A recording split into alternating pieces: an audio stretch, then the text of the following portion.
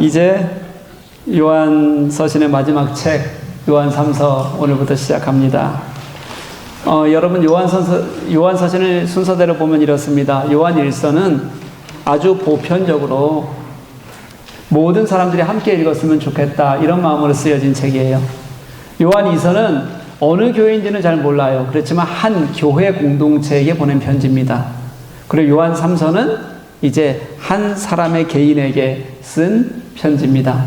보니까 어때요, 여러분? 요한 1서부터 3서까지 가면서 점점 더 수신자가 폭이 줄어들고 있는 거죠.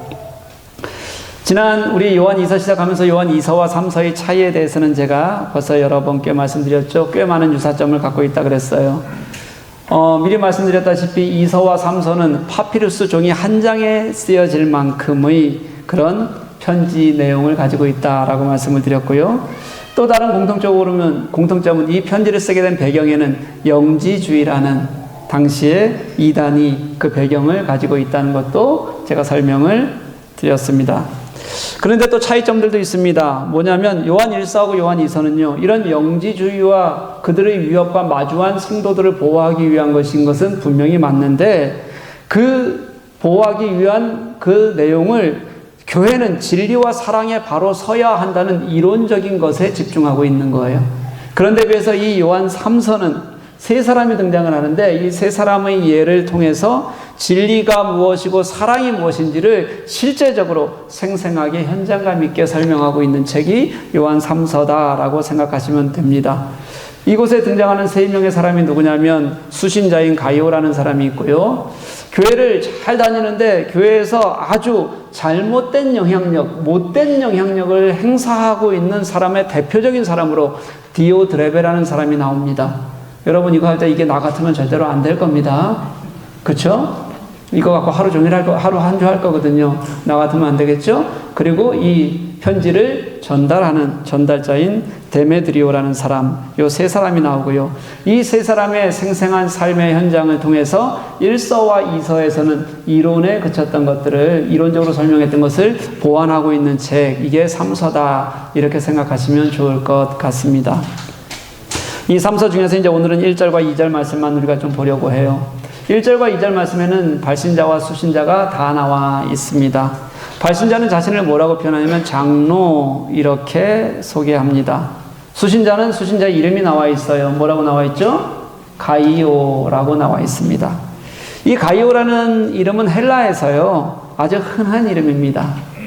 그래서 이 흔한 이름인데 이 가이오에 대해서는 오늘 본문에서는 딴 데 등장을 하지 않아서 누구인지 알기가 굉장히 어렵습니다.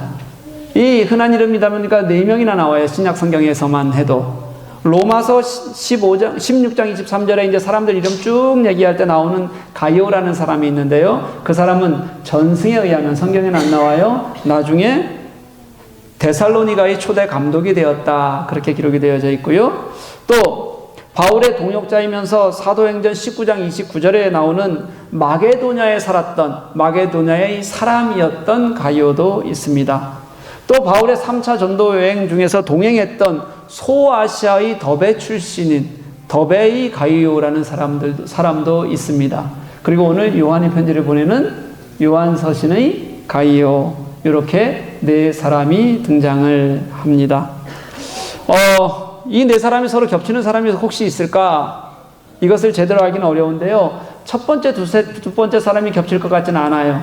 그런데 세 번째, 네 번째 사람이 겹칠 것 같다는 가능성은 있습니다.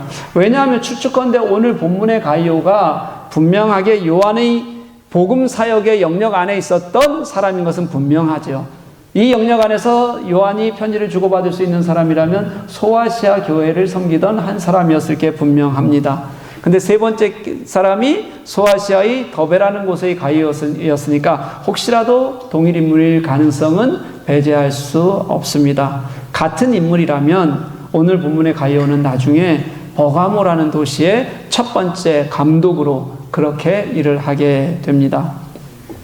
이렇게 여러분 가이오가 누구인지에 대해서는 조심스럽게 추측할 수밖에 없지만 오늘 본문에서 훨씬 중요한 것은 그가 어떤 사람인지보다는 그가 누구인지보다는 어떤 사람인지가 정확하게 표현되어져 있다는 게 훨씬 더 중요합니다. 요한을 통해서 예수를 믿게 된 분명한 요한의 영적 제자인 것은 분명할 거고요. 그건 너무도 분명할 거고요. 또 뒤에 이어지는 말씀을 보면 항상 진리 안에서 살아갔던, 진리 안에서 삶을 살았던 사람이라는 것도 이 말씀을 통해서 우리가 분명히 알 수 있습니다. 그리고 또 한 가지는 이 사람을 요한이 너무도 사랑하는, 정말 사랑하는 사람이었다라는 것도 우리가 말씀을 보면서 알 수가 있죠.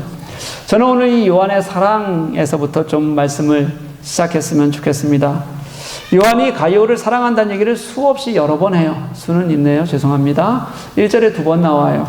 그리고 2절에도 또 한 번 나와요. 뒤에 우리가 본문을 읽지 않았지만 뒤에 보면 5절에도 또 나와요. 11절에도 또 나와요. 계속 사랑하는 가이오에게 이렇게 표현하는 겁니다. 총 이 짧은 말씀 중에서 가이오를 사랑한다고 몇 번을 얘기하냐면 5번이나 얘기하는 거예요. 여러분, 이 요한이 사랑하는, 가이오를 사랑하는 이 사랑이 어떤 사랑일까요? 요한은 가이오를 사랑한다고 얘기하는데 우리가 얘기하는 단순한 사람 간의 사랑을 얘기하는 것은 분명히 아닙니다. 부모가 자녀를 사랑하는 것처럼 사랑하는 그것만을 얘기하는 것도 아니고요. 정말 사랑하는 여인이 보고 싶어서 어쩔 줄 몰라 하는 그런 사랑만을 말하는 것도 아닙니다. 이 요한이 얘기하는 사랑은 1절 말씀을 보면 아주 잘 알 수 있습니다. 1절에서 요한은 가이오를 사랑한다 그러면서 그 앞에다가 한 단어를 더 붙였어요. 무슨 단어를 붙였죠, 여러분? 참으로. 안 넘어갑니까, 혹시? 참으로라는 단어를 하나를 더 붙이고 있어요. 이 참으로라는 단어를요, 그대로 헬라어를 그대로 해석하면 무슨 말, 이 단어를 가지고 다른 단어로도 또 우리가 해석을 쓰는데 뭐라고 해석하냐면 진리로 이렇게 해석하기도 합니다. 무슨 뜻이냐면 이 진리는 뭘 얘기하는 거냐면요, 예수 그리스도께서 우리를 사랑하셔서 십자가의 죽으심으로 말미암아 우리를 구원하셨던 그 진리입니다. 요한이 가이오를 사랑하는데 어떤 사랑이냐면 예수 그리스도의 십자가 진리, 그 구원의 진리 안에서 내가 너를 사랑한다라고 분명히 표현하고 있는 게 참으로 사랑하는 가이오가 되는 거예요, 여러분. 여러분, 그렇다고 해서 요한이 가이오를 사랑한다는 게 인간적인 따뜻함이 없고 진실함이 없는 교리적인 사랑이다, 이런 뜻이 절대로 아닙니다. 진짜 사랑합니다. 진짜 마음으로 사랑하는데 그 사랑의 깊은 뿌리가 어디에서 시작됐냐면 예수 그리스도께서 우리를 살리신 그 진리에서 나오는 사랑으로 내가 진심으로 너에게 하나라도 더 마음을 주고 싶어하는 사랑을 가지고 있다라고 표현하는 것, 그게 진리 안에서 하는 사랑. 이 사랑은요, 요한 3서 전체를 꿰뚫고 계속 흐르는 핵심 메시지이기도 합니다. 이 진리에 대해서는 우리가 이 요한 3서 강의하면서 계속 몇 번을 좀 보게 될 것 같아요. 그래서 오늘은 그건 다음으로 넘기고요, 2절 말씀을 중심으로 여러분과 한번 말씀을 나누고 싶습니다. 2절 말씀에 또 사랑한다고 얘기하죠. 우리가 너무 잘 아는, 우리 그리스도인들이라면 가장 좋아하는 말씀 중에 하나입니다. 사랑하는 자여, 내 영혼이 잘됨 같이 내가 범사에 잘되고 강건하기를 내가 간구하노라. 1절부터 4절에 온통 진리에 대한 얘기하고 있거든요, 사실은요. 그런데 2절만 딱 잘라서 가이오의 일상에 대해서 축복하고 있는 겁니다. 내 영혼이 잘됨 같이 내가 범사에 잘되고 건강하기를, 이렇게 축복하는 거예요. 어떠세요, 여러분? 하나님은 우리가 진짜 이 땅에서 잘되고 또 건강하게 살기를, 다시 말해서 조금 세상적으로 표현하면 이 땅에서 누리고 살기를 하나님은 원하실까요? 어떨 것 같아요? 그러실 것 같아요? 네, 맞죠? 하나님께서 당신의 자녀들이 이 땅에서 고통스럽게 사는 것을 원하실 리가 없잖아요. 너무 당연한 거 아니겠습니까? 왜 그런지 우리가 말씀을 통해서 하나씩 좀 살펴보고 싶어요. 내 영혼이 잘됨 같이, 이렇게 얘기하는데 이 같이라는 단어에 한번 주목해 보십시다. 이 같이라는 단어가 헬라어로는 카도스라는 단어인데 동일하다, 이런 뜻이에요. 영어로는 just as를 쓰고요. 그리고 독일어는 so wie, 그것처럼, 이렇게 사용하는 단어입니다. 왜 이런 표현을 썼을까 생각하는 것, 이 말씀 속에서는 두 가지 이유가 있습니다. 하나는 당시 교회 상황에 맞서는 거고요. 하나는 진짜 사람을 사랑하기 때문에 하는 얘기예요. 지금 요한서신을 쓸 때 이 배경에는 거짓 교사 또는 적그리스도라고 그렇게 표현되고 있는 영지주의자들이 늘 바탕에 깔려져 있습니다. 그들은 육신을 악한 것으로 생각했어요. 그러니까 예수 그리스도가 육신을 입고 오신 것도 그들은 인정하지 않았습니다.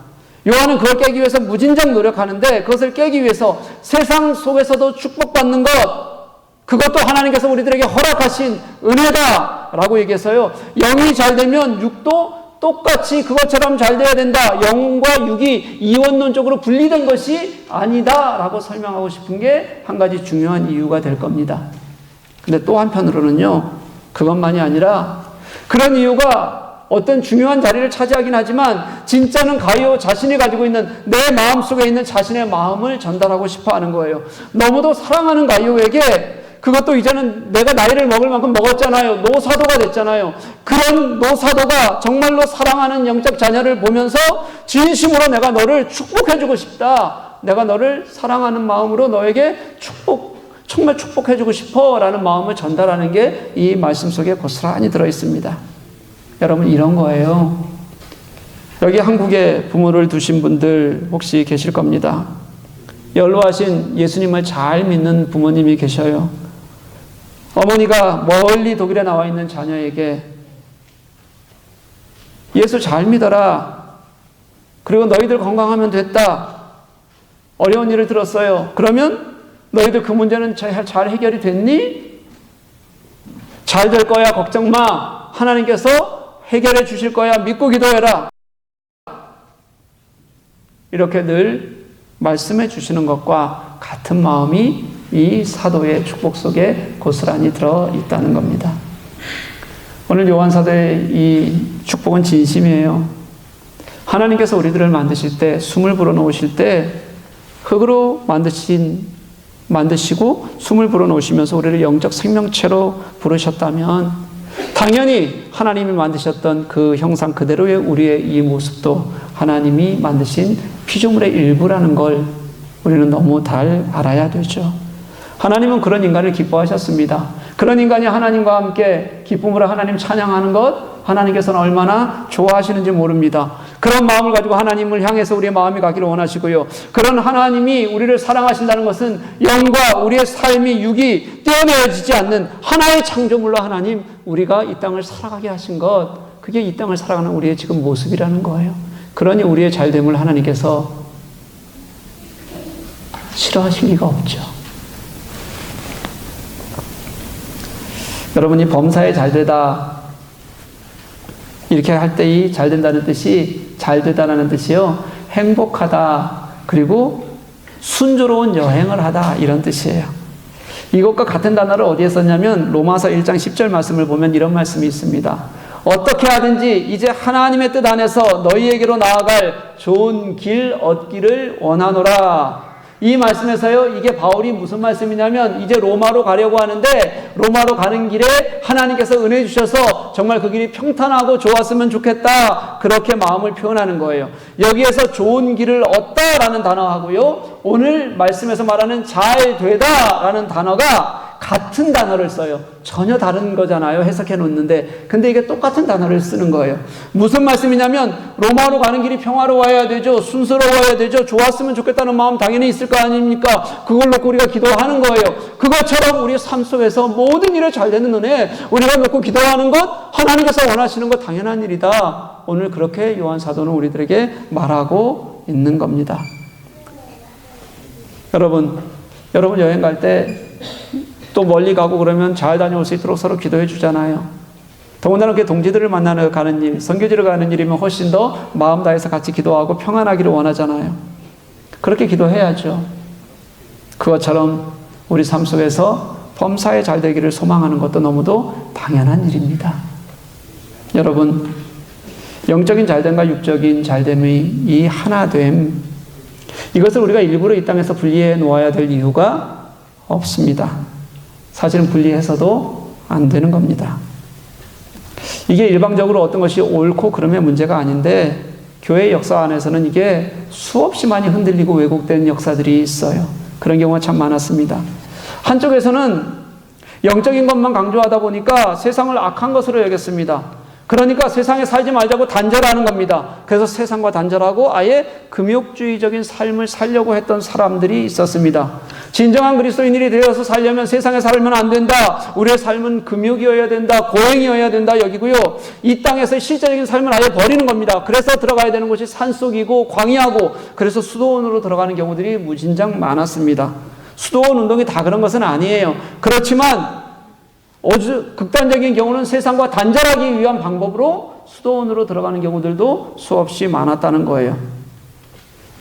그렇지 않고 세상 속에 살면서 세상을 악한 것으로 여겼던 사람들은 세상과 늘 부딪히고 단절하고, 그러다 보니까 내 삶만이 옳다고 여기고 결국 율법주의적인 삶으로 그렇게 바뀌는 경우들도 굉장히 많았습니다.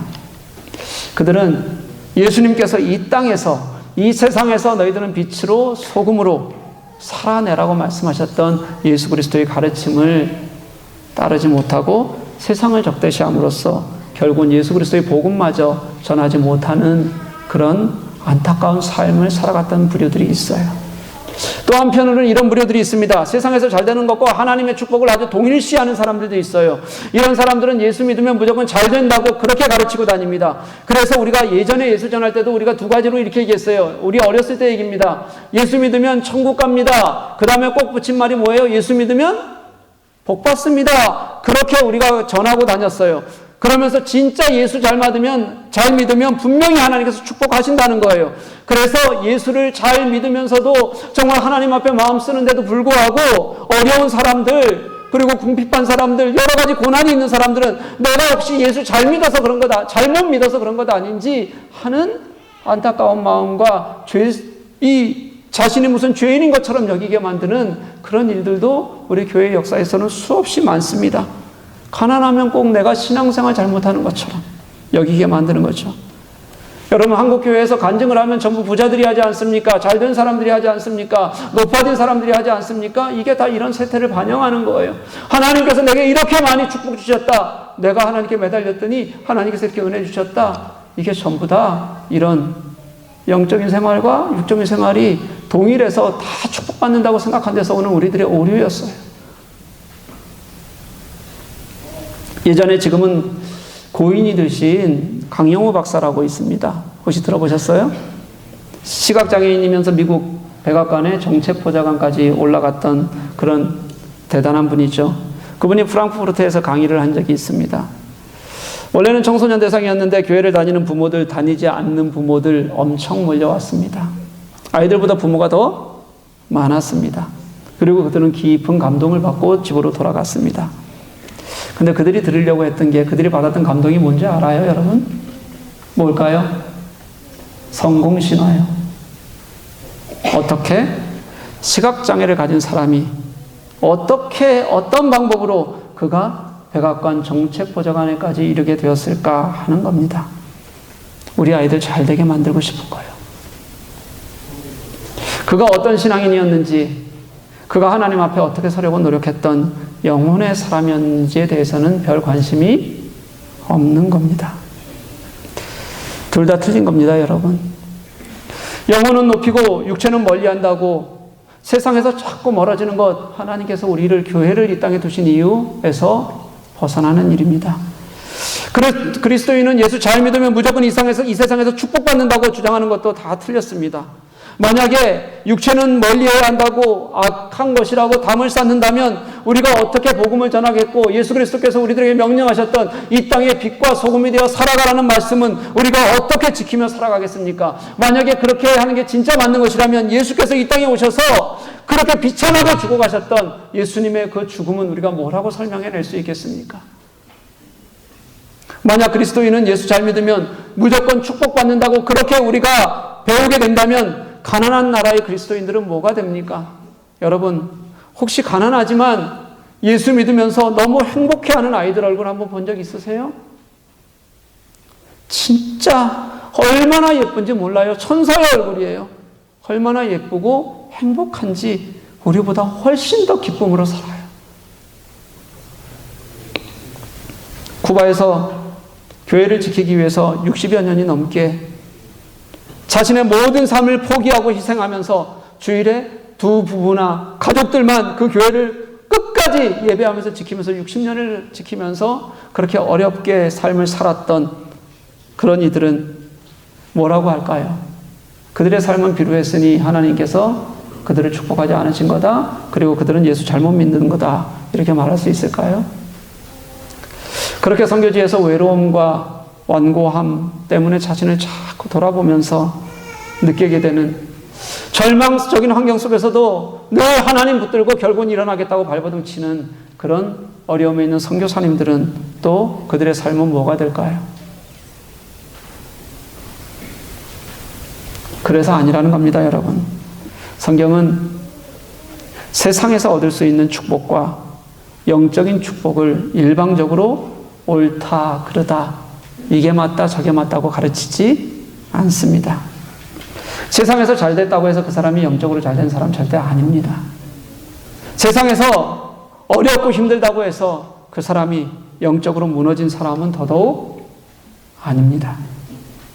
우리의 몸과 영혼은 처음 우리를 창조하셨을 때 하나님께서 만드셨던 그 모습 그대로 우리의 주권자이신 예수 그리스도께 속해 있고요. 우리는 그 몸과 영혼을 다해서 하나님을 찬양하고 기도하고 하나님께서 그 축복 안에서 우리를 당신의 나라 안에서 어떻게 살리시고 만들어 가실지 우리들에게 당신과 함께 동행하며 주시는 은혜만이 우리들에게 고스란히 이게 내 삶이라고 고백할 수 있는 우리의 몫인 거지 판단해서는 안 된다는 뜻입니다. 그럼 여러분, 우리는 구체적으로 어떻게 해야 될까요? 저는 분명히 확신해요. 하나님께서 우리가 걷는 길이 좋은 길이 되게 하시기를 하나님도 원하시고 계실 겁니다. 안 되는 건 하나님이 잘못이 아니라 이 땅에서 여전히 이 땅을 살아가는 우리의 죄성, 우리의 죄로 인한 우리의 이 세상 때문일 겁니다. 그래서 여러분, 우리는 기도해야 됩니다. 여러분, 육신의 안위를 위해 기도하는 일 나쁜 일 아닙니다. 기도하십시오. 내 눈앞에 닥친 문제가 있으면 여러분 주저하지 말고 하나님 앞에 나아가셔서 하나님 도와주십시오. 하나님 일으켜 주십시오. 하나님 해결해 주십시오. 기도할 수 있기를 간절히 소망합니다. 때로는 내가 어려운 일을 당했어요. 그래도 하나님 이것이 무엇인지 묻기 전에 정말 내 속에 하나님 안에서 당신과 함께 교제하며 당신이 그것을 해결하시기를 주님 앞에 매달려야 돼요. 여러분, 이루고자 하는 꿈이 있습니까? 하나님 앞에 들고 나아가십시오. 그리고 하나님 앞에 기도하는 우리가 될 수 있었으면 좋겠습니다. 그것을 이루실지 이루시지 않으실지는 하나님 몫입니다. 하나님이 아십니다. 우리는 진짜 내가 예수를 제대로 믿으면 진짜 기도와 간구로 하나님의 들으시기를 소망하는 마음으로 주님 앞에 나아가는 것, 여기까지는 우리가 마땅히 해야 될 우리의 모습인 것입니다. 사랑하는 여러분, 저도 여러분들의 어려움이, 여러분들의 삶의 문제가 빨리 해결되고 잘 될 수 있었으면 좋겠습니다. 그러기를 늘 소망합니다. 오늘 요한이 사랑하는 가이오가 잘 되기를 너무 바라는 마음을 가지고 있는데요. 이 1절 말씀을 다시 한번 돌아가 보면 1절에 굉장히 또 하나 감동적인 마음이 있습니다. 1절에서 뭐라고 얘기하냐면 내가 참으로 사랑하는 가이오 이렇게 얘기해요. 이 요한이 말하는 내가라는 단어요. 이 헬라어 문장을 잘 보면 굉장히 강조하고 있는 겁니다. 나를 강조하는 거예요. 내가 그렇다. 요한이 가이오에게 자신과 가이오의 관계에 대해서 설명해 주고 싶은 거예요. 요한의 말은 이겁니다. 가이오야, 진짜 내가 너를 얼마나 사랑하는지, 다른 사람 말고 내가 너와의 이 깊은 관계를 내가 얼마나 소중하게 생각하는지 너 알고 있니? 그렇게 요한이 가이오에게 말하는 것이 내가 참으로 사랑하는 이에요. 왜 이런 말을 할까 한번 제가 묵상을 해봅니다. 아마도 지금 가이오가 속해 있는 이 공동체 있잖아요. 이곳이 이미 거짓 교사들, 또 자기의 명예를 높이려고 자꾸 애쓰고 교회를 힘들게 하는 그런 사람들이 교회의 주류를 차지하고 있을 가능성이 굉장히 큽니다. 가이오는 그 가운데서도 어떻게든 진리를 지키고 살아가려고 애쓰고 있고 예수 안에서 살려고 노력하고 있는 겁니다. 그런 가이오를 위로하고 싶은 마음이 있는 거고요. 너 혼자가 아니라고 말해주고 싶은 마음이 있는 거고요. 그래서 요한은 자신의 개인적인 마음을 내가 너를 얼마나 사랑하는지, 내가 너와 얼마나 함께하고 싶어하는지, 네가 정말로 참된 위로를 받고 싶어하는 것을 내가 참으로 사랑한다, 이 표현을 통해서 정말 가요를 일으키 세우고 또 만나주고 싶어하는 요한의 마음이 너무 잘 들어가 있습니다. 정말 한 사람 한 사람, 그 가요 한 사람을 너무 소중히 여기고 그 소중히 여김으로 그를 세워주고 만나고 싶어하는 마음을 보여주고 있다는 거예요. 제가 이 말씀을 묵상하면서 진심으로 교우들을 생각하면서 진심으로 마음이 좀 아팠습니다. 저도 우리 교회 교우들이 잘 됐으면 좋겠습니다. 우리가 중보하고 같이 기도하면 하나님께서 우리의 간절함에 좀 응답하셨으면 좋겠습니다. 때로는 그냥 하나님 좀 너무하시는 거 아닙니까? 이렇게 생각이 들면서 마음이 아플 때도 있습니다. 이거는 진짜 하나님 원망하는 게 아니라요, 그냥 하나님 앞에 푸념이에요. 옆교회 어디는 사업 잘하는 사람들도 되게 많다는데 우리 교회 교우들은 왜 이리 모두 힘들까? 기도하다 보면 정말 놓고 기도하다 보면 가슴 찢어지게 아픈 마음을 갖게 될 때가 정말 우리 교회 안에는 너무도 많습니다. 한 집사님이 늘 제게 이렇게 얘기합니다. 원래는 사업이 잘 됐는데 우리 교회 출석하고 나서부터 내대 내리막이다. 혹시 그게 제 잘못인가 싶기도 하고요.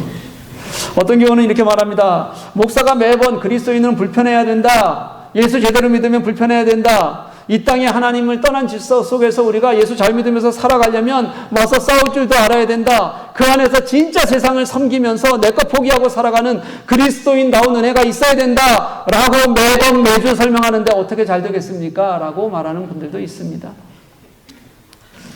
그러면 제가 진짜 내가 늘 그렇게 설교해서 그런가 싶은 마음이 잠시 들다가 아니라는 걸 제가 알아요. 제가 왜냐하면 그렇게 영적 파워가 센 사람이 아니거든요. 그렇게 제가 말하는 대로 되는 사람이 아니라서 그래도 그냥 나도 확 예수 믿으면 다 축복받는다, 다 좋아진다, 그냥 다 받아라, 그래야 하나 싶기도 하고요. 근데 여러분 그건 아닌 거죠. 다시 요한으로 한번 돌아가 볼게요. 내 영혼이 잘됨 같이 내가 범사에 잘되고 강건하기를. 요한이 그렇게 가요를 안타깝게 여기고 사랑하는 마음으로 잘되기를 소망하는 마음에는 지금 가요의 신앙이 있어요. 그의 영혼이 하나님의 진리 안에 있는 것, 그 영혼이 깊어서 그 영혼의 기쁨이 소문나고 그리고 요한에게 기쁨으로 자리하고 있는 겁니다. 그가 세상에서 잘 되는 것도 영혼이 잘 되는 것처럼이어야지, 영혼이 하나님 앞에 제대로 서 있는 것이어야지, 진리가 그 안에 살아있는 것이어야지 그것처럼 잘 됐으면 좋겠다라는 마음을 이 요한은 가요에게 간절히 가지고 있는 겁니다. 우리가 만약 막 그냥 이 세상에서 잘 되는 것, 그걸 축복이라고 우리가 여긴다면 예수님께서 우리들에게 말씀하셨던 자기 십자가를 지고 나를 따르지 않는 자는 내게 합당하지 아니하니라 말씀, 그 말씀은 어떻게 되는 걸까요? 또 이렇게도 말씀하셨습니다. 사람의 생명이 그 소유에 넉넉한 데 있지 아니하니라. 요한은 이 예수님의 말씀을 모르는 것이 아니라 이 말씀을 너무 잘 알고 있는 그 사도가 영혼의 잘됨처럼 그렇게 예수님의 말씀을 따라 살았던 그것처럼 범사에 잘되기를, 범사에 잘되는 것이 큰 축복일 수 있지만 그럼에도 불구하고 먼저 영혼이 잘되는 은혜가 있었으면 좋겠다. 그렇지 않으면 결국 우리는 영혼조차도 포기하게 되는, 하나님을 떠나게 되는 사람들이 될지 모른다. 세상에서 하나님을 잃어버리게 될지 모른다는 것을 요한 사도는 너무 잘 알아요. 사랑하는 교회 여러분, 저는 여러분의 모든 기도가 하나님 앞에서 응답받을 수 있기를 간절히 소망합니다. 여러분들에게 잘 되는 은혜가 좀 있었으면 좋겠어요. 그래서 저도 매일 기분 좋고 좋은 소식 때문에 여러분들과 기뻐서 웃을 수 있었으면 좋겠어요. 그런데요, 영혼의 잘됨 없이 세상 것을 먼저 기도하면 그게 기복신앙인 거고 그게 세상에 더 가치를 두는 삶이잖아요. 그러니 먼저 영혼이 잘 되는 은혜, 하나님을 먼저 만나고 깊이 경험하는 은혜가 있고 나서야, 그 역사를 살아가는 은혜가 있고 나서야 우리에게 범사에 잘 된다는 것이 무엇인지도 더 깊은 은혜가 된다는 것을 믿는 저와 여러분 될 수 있기를 간절히 소망합니다. 여러분 영혼을 하나님 앞에 맡길 수 있기를 간절히 원해요. 여러분 영혼이 하나님께서 주관하시는 은혜의 삶이 될 수 있기를 간절히 원해요. 그리고 여러분 또 진심으로 마음을 다해 간절히 축복합니다. 여러분의 영혼이 잘된 것처럼 여러분의 삶에 하나님의 축복이 있었으면 좋겠습니다. 여러분의 모든 기도의 제목이 하나님 앞에서 정말 영혼과 같이 잘 될 수 있기를, 정말 잘 될 수 있기를 주님의 이름으로 간절히 축복합니다.